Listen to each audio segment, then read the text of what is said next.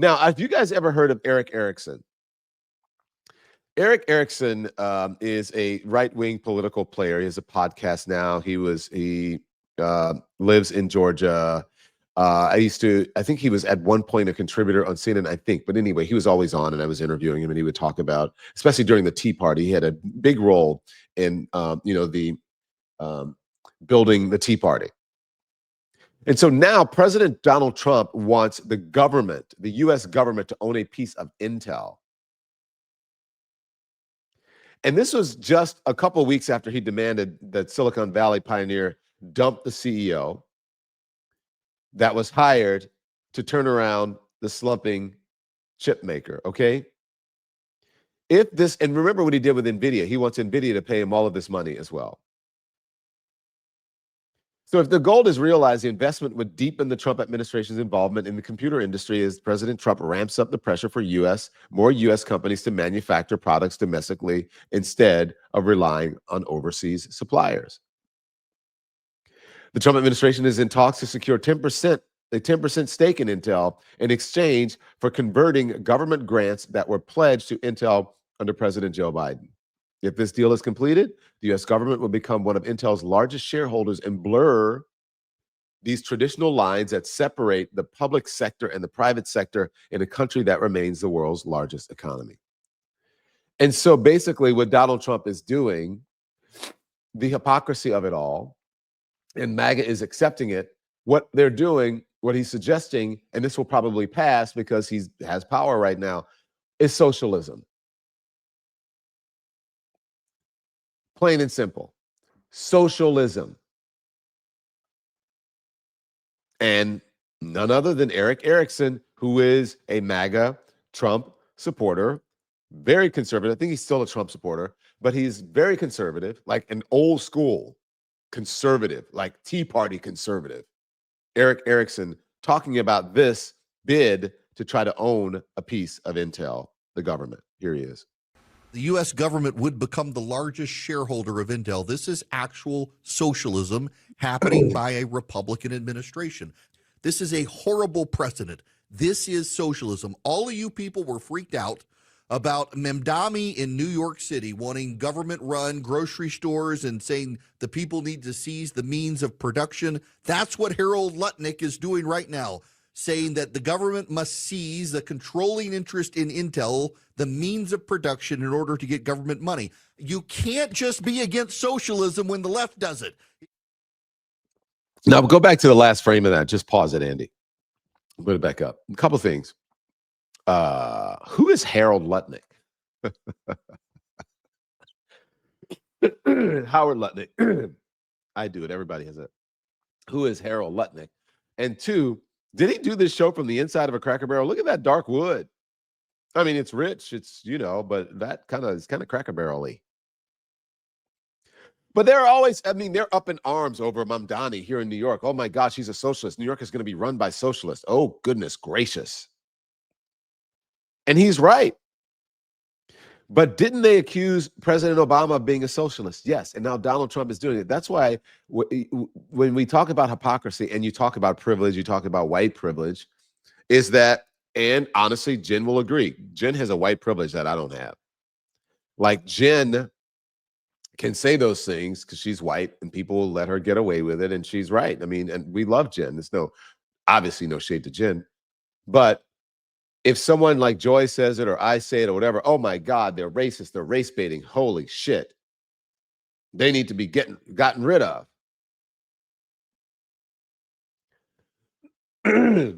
So this is socialism. So there is the angry white dude right there. But this time, that angry white dude is right. I don't know why they're so angry. I don't know. Well, they should be angry over this one, but they won't be. I don't even have to say how I feel about JD Vance and Nick Fuentes, who is a raging racist, whatever. But for some reason lately, he hasn't been on my bingo card. He wasn't on my bingo card for someone who would be speaking some knowledge. But Nick Fuentes explains JD Vance's disingenuity. And he's slimy. He's like, it just occurred to me. He is the homely version of Gavin Newsom. Not good looking, not in shape, has to wear a beard to make him look thinner, all that. He's just he's like the poor man's Gavin Newsom. But Nick Fuentes can explain it to you. Like for them to go from Trump to this is insulting. And you need to understand that. Pause, please. No, I mean, pause, please. He's talking about going to, and let me give you the context. Sorry about that. He's talking about going from Donald Trump to JD Vance. Like if JD Vance runs in 28 and he's like, not going to happen. I'm not going to do it. And he explains why not. So just start from the beginning, Andy. Thank you. Sorry about that. Like for them to go from Trump to this is insulting. And you need to understand that. To go from Donald Trump, who's a boomer real estate investor celebrity, who's like a gauche, ridiculous celebrity who made his money in bricks. And he's got mafia ties and he's got his own thing going on, but at least it's plausible. Okay, Americans love television. Americans love reality TV. And when they think of New York and money, they think of Trump. And Trump talks like us and thinks like us. He loves hot blonde women with big tits and asses, supermodels, porn stars. Like at least there's some identification with him. But to go from Trump, a television celebrity, a real estate magnate, an outsider who talks like us, who's a little racist, who's basically a misogynist, to go from him to JD Vance, who is like this, what even is he? Fake name, fake job, fake life, Indian immigrant, tiger mom, wife, and biracial kids. The scion of Silicon Valley. Like to go from Trump to that, to go from Trump, burn it all down, make America great again, to Vance, who had to grow a beard because a style consultant told him to because he's so fucking ugly.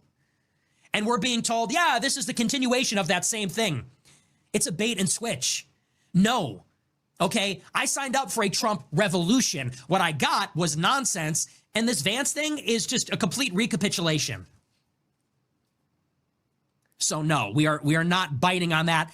Absolutely not. And they say, well, what if a Democrat gets in? I'll be the first one. I volunteer as tribute. Send me to the gulags. I'd rather go to the gulags than have fat ass Vance be my president. I volunteer as tribute. I will go to the Hunger Games myself rather than have Fatso be my president and stain the legacy of the Trump movement parading around, usurping the rightful heir position. Absolutely not. I will not. Anyway. Again, angry white men. You got to love it. I don't know what's going on with them. Again, I keep asking, are you guys okay? Thanks everyone for watching. Your support means the world to us. So make sure you hit the like button and you subscribe to our channel to make sure that you never ever miss a video. We're live every day, 10 a.m. Eastern time. We drop even more content at 2 p.m. Eastern and 5 p.m. Eastern. And if you want more Don Lemon Show content, we'd love for you to become a member of the Lemon community, where you will receive access to special community posts. You'll get exclusive content and members-only live shows. So head over to our channel page or click the join button on this video.